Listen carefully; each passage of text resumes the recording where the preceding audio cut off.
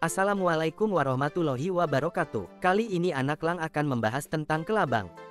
Lipan, Chilopoda atau kelabang Chilopoda adalah kelas dari binatang berbisa bertubuh pipih, bersegmen seperti cacing, berkaki banyak, bersendi, bagian depannya beracun. Lipan merupakan anggota hewan tak bertulang belakang yang termasuk dalam filum Arthropoda, subfilum Myriapoda dan terdiri dari berbagai jenis kelabang atau lipan. Hewan ini tergolong hewan pemangsa predator, makanannya adalah cacing dan serangga. Bentuk tubuhnya pipih, jumlah segmen bisa mencapai 177, setiap segmen mempunyai sepasang kaki, kecuali pada satu segmen di belakang kepala dan dua segmen terakhir. Pada bagian kepala terdapat sepasang mata, masing-masing mata mengalami modifikasi menjadi cakar beracun. Lipan atau kelabang bila bertemu mangsanya akan menyerang mangsanya dengan cara menggigit menggunakan kaki beracun yang berguna untuk melumpuhkan mangsa. Mereka membunuh mangsa mereka dengan cakar racun dan kemudian mengunyahnya dengan rahang bawahnya. Kelabang terbesar di dunia dengan spesies Scolopendra gigantea hampir 30 cm panjangnya. Kelabang yang biasanya hidup di rumah yaitu Scutigera yang memiliki 15 pasang kaki, jauh lebih kecil dan sering terlihat berlarian mengelilingi kamar mandi dan bawah tanah yang lembab, di mana mereka menangkap serangga. Sebagian besar spesies kelabang tidak berbahaya bagi manusia, meski banyak kelabang tropis berbahaya. Ada sekitar 3.000 spesies kelabang di seluruh dunia. Contoh dari spesies kelabang adalah Scolopendra gigantea, kelabang raksasa Amazon, dan Lithobius forficatus, sejenis kelabang batu. Kelabang cukup umum ditemukan di tempat seperti bagian bawah daun-daun mati, bebatuan, gua, hutan, bahkan bagian dalam rumah. Mereka biasanya ditemukan pada banyak daerah iklim di dunia seperti padang pasir, pegunungan, dan hutan.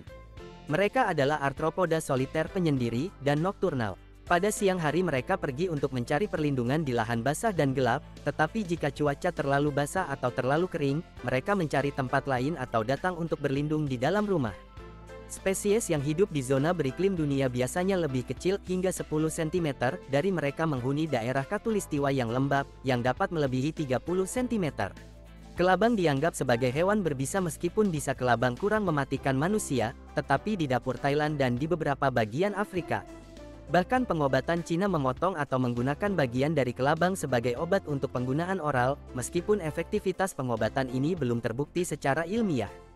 Kelabang berkembang biak dengan cara bertelur. Kelabang betina biasanya bertelur di tempat yang lembab dan tersembunyi, seperti di dalam tanah atau di bawah kayu lapuk. Setelah menetas, larva kelabang, yang mirip dengan kelabang dewasa tapi ukurannya lebih kecil dan jumlah kaki lebih sedikit, akan mengalami beberapa kali pergantian kulit molting sebelum mencapai ukuran dewasa. Beberapa spesies kelabang menunjukkan perilaku merawat telur dan anak-anaknya, bahkan ada yang menyediakan tubuhnya sendiri sebagai makanan untuk anak-anaknya setelah menetas. Perkawinan. Kelabang jantan dan betina melakukan ritual perkawinan, yang bisa melibatkan tarian atau kontak dengan antena.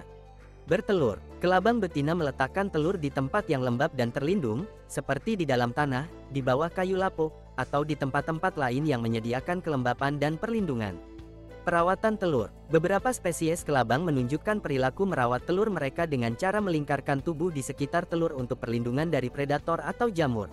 Perkembangan larva. Setelah menetas, larva kelabang akan tumbuh dan berkembang melalui proses pergantian kulit molting. Setiap kali molting, larva akan mendapatkan segmen tubuh dan kaki baru, hingga akhirnya mencapai ukuran dewasa. Fase dewasa. Kelabang dewasa memiliki jumlah kaki yang tetap, tergantung pada spesiesnya. Beberapa spesies kelabang dapat hidup hingga beberapa tahun, dan mulai berkembang biak di tahun ketiga. Gigitan kelabang dapat menyebabkan rasa sakit, kemerahan, dan bengkak pada area yang terkena, serta gatal-gatal.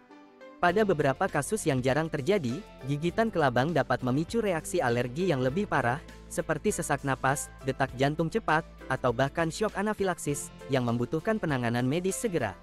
Detail bahaya gigitan kelabang. Rasa sakit dan reaksi lokal. Gigitan kelabang bisa sangat menyakitkan karena kelabang menyuntikkan bisa melalui forcipules kaki depan yang termodifikasi.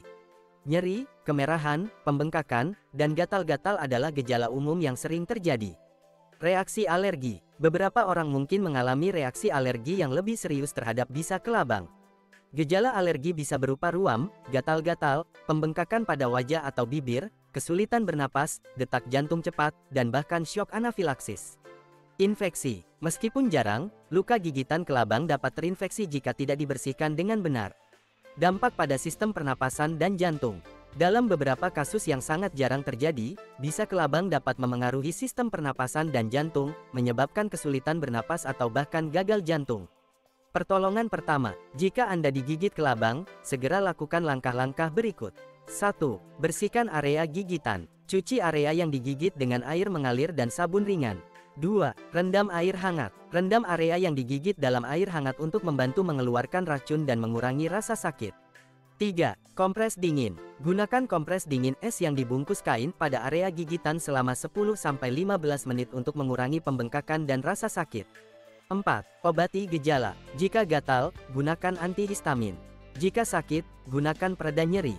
5. Pantau gejala. Perhatikan gejala yang muncul. Jika ada tanda-tanda reaksi alergi atau infeksi, segera konsultasikan ke dokter.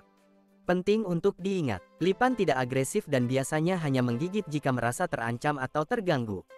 Sebagian besar gigitan lipan tidak berbahaya dan dapat ditangani di rumah. Namun, waspadai gejala alergi atau komplikasi serius dan segera cari bantuan medis jika diperlukan. Sekian yang dapat Anak Lang sampaikan, semoga ilmunya semakin bertambah.